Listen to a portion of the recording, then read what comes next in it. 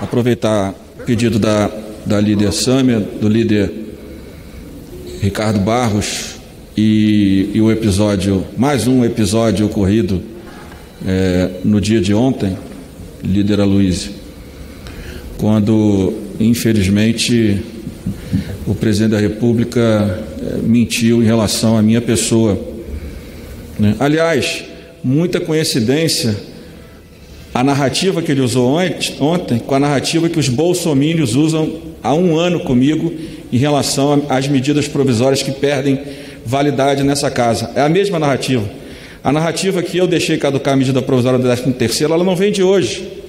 Peguem as redes sociais dos extremistas bolsomínios que você vai ver que está lá. Rodrigo Maia derruba e caduca a medida provisória do 13º do Bolsa Família e do BPC. Então, é uma articulação conjunta para desqualificar e desmoralizar a imagem dos adversários do presidente da República. Mas hoje o próprio ministro Paulo Guedes confirmou que o presidente é mentiroso, quando disse que, de fato, não há recursos para o 13º do Bolsa Família. Então, eu acho que essas coisas para um país com a dificuldade que a gente está passando, com a dificuldade que a gente vai passar a partir de 1º de janeiro, com o fim da PEC da guerra, que todos os partidos aqui votaram, do PSOL ao PSL, todos colaboraram e deram as condições para o governo governar o nosso país. Eu acho que a gente deveria estar mais preocupado em estar numa mesa dialogando sobre o nosso futuro do que estar tentando transferir responsabilidade para os outros. Quando você disputa uma eleição para ser presidente do Brasil, você assume a responsabilidade de dar o norte do nosso país. Infelizmente, não é o que tem acontecido nos últimos quase dois anos. E digo mais, se o presidente da República tivesse tido coragem, nós podíamos estar discutindo, sim, o 13º do Bolsa Família aqui hoje, podíamos estar discutindo a expansão do auxílio emergencial aqui hoje. É claro que a visão da esquerda em relação a esse caminho é diferente da nossa visão, que somos liberais na economia, mas mesmo no nosso campo, nós fizemos muitas propostas, muitos economistas considerados liberais, um grupo grande de economistas de São Paulo, fez uma proposta para a expansão do auxílio emergencial ou ampliação, fortalecimento do Bolsa Família, que não seria muito diferente. E claro que do nosso campo, com restrições nas despesas públicas, respeitado o teto de gastos, mas nós hoje aqui não estamos discutindo um novo programa social para o Brasil, porque o presidente da República proibiu o relator Márcio Bittar, ou pelo menos indicou, claro que ele não pode proibir um senador de nada, mas indicou ao relator da PEC emergencial, que aliás foi prometida por esse governo para ser votada em 5 de dezembro do ano passado, pediu que nada de gatilho fosse votado. E nós ainda tentamos trazer os gatilhos, nós que temos uma visão liberal na economia, para dentro do projeto de lei, que nós votamos anteriormente, o 101, mas o próprio governo não conseguiu as condições, o Ricardo Barros tentou, não conseguiu as condições. Então, se hoje o presidente não consegue promover uma melhora do Bolsa Família ou uma expansão do Bolsa Família para esses milhões de brasileiros que ficarão sem nada a partir de 1º de janeiro, a responsabilidade é exclusiva dele, que tem um governo que é liberal na economia, mas não tem coragem de implementar essa política dentro do governo e principalmente no parlamento. Porque é claro que na nossa visão, e eu escrevi um artigo longo na Folha de São Paulo em setembro, de uma página quase inteira, quando eu dizia que para criar um programa social, e isso respeitando a posição daqueles que acham que o teto de gasto está errado, que essas restrições estão erradas, eu acho que são visões distintas para se chegar no mesmo objetivo, que era um auxílio mais amplo a partir de 1º de janeiro.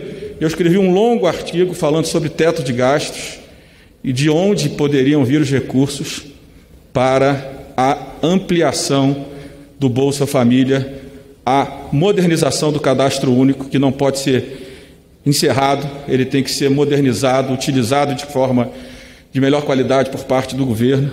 E eu escrevi coisas que talvez em setembro, com uma eleição no Rio de Janeiro, com o DEM disputando a prefeitura, com meu pai disputando uma eleição para vereador, talvez não fosse o melhor momento para eu dizer que precisaríamos desindexar as aposentadorias, precisaríamos acabar com o abono salarial, precisaríamos acabar com o seguro-defeso, precisaríamos também acabar com a indexação de outros contratos do governo, com alguns auxílios que os servidores recebem, que os militares recebem.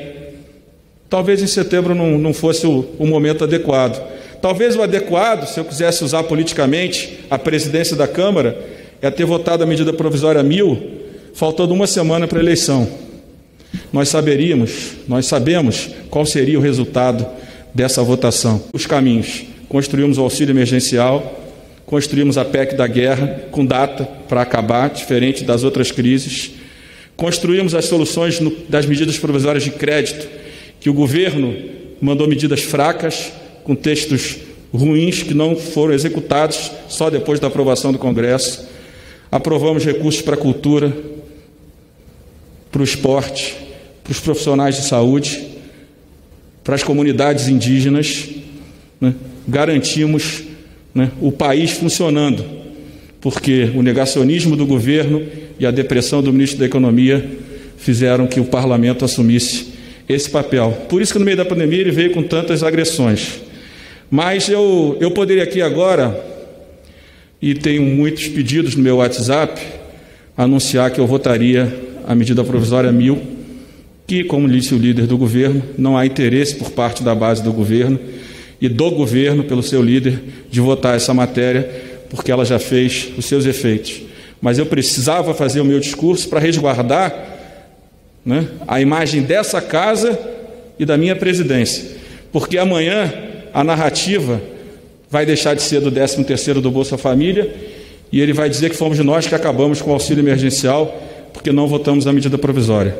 Então foi muito importante o governo entrar em obstrução contra a medida provisória 1000, foi muito importante, isso está registrado na imprensa, está registrado aqui no plenário, porque nós queremos, eu tenho certeza, estamos dispostos ainda a trabalhar no mês de janeiro, construir os caminhos para que 8, 10, 12 milhões de brasileiros possam ser incluídos no Bolsa Família de forma a respeitar o orçamento primário. Claro que aqui tem visões diferentes de como chegar, mas no nosso campo liberal na economia, nós ainda queremos, estamos dispostos, mas isso eu sei que o plenário inteiro está, até para discutir as matérias, dispostos a discutir os caminhos. E os caminhos nossos passam pela PEC emergencial, passam pela reforma tributária, passa pela discussão da reforma administrativa, mas não para perseguir servidor, para valorizá-los e valorizar a qualidade do serviço público, né? É disso que nós tratamos, né? É claro que alguns olham apenas cortes. Não adianta cortar se você não der condições para que o servidor atenda bem ao cidadão brasileiro. Então eu fiz questão de fazer esse registro, eu sei que está sendo longo, mas não é a primeira vez e tenho certeza que não será a última, porque continuarei no mesmo lugar que sempre estive, do lado da democracia, né, contra a agenda de costumes que divide o Brasil, né, que radicaliza o Brasil, que gera ódio entre as pessoas.